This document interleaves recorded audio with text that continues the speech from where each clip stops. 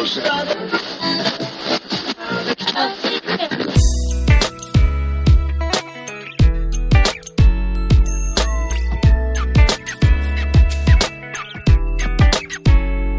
thanks for listening to the Pre-Accident Investigation Safety Moment. Today's a really interesting topic because, well, I don't know how much you read up on all this systems performance stuff, but I'm guessing if you listen to this podcast, because it's not really that fun, it's more technical, I'm guessing you read up on a bunch of this stuff.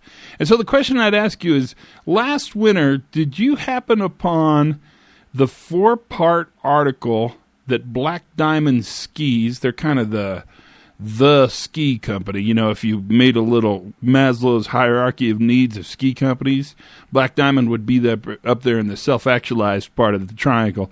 They're the company. They did a story, a really incredibly interesting story on avalanche safety.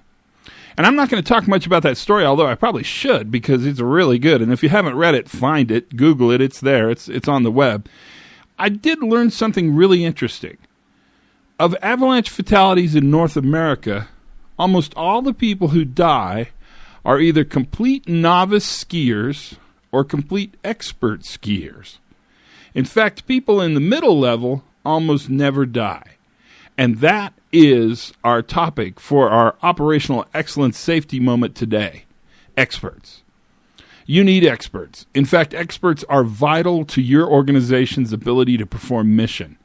And the crazy thing about being an expert is that the more times you do a job successfully, the more you become closer to an expert. And if you really want to take this down a weird angle, it actually takes an expert to recognize an expert.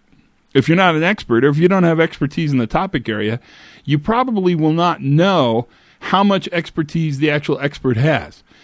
That is the beginning of our discussion. Because I'm going to say one thing, and this helps understand expert performance better than probably anything else I could say to you.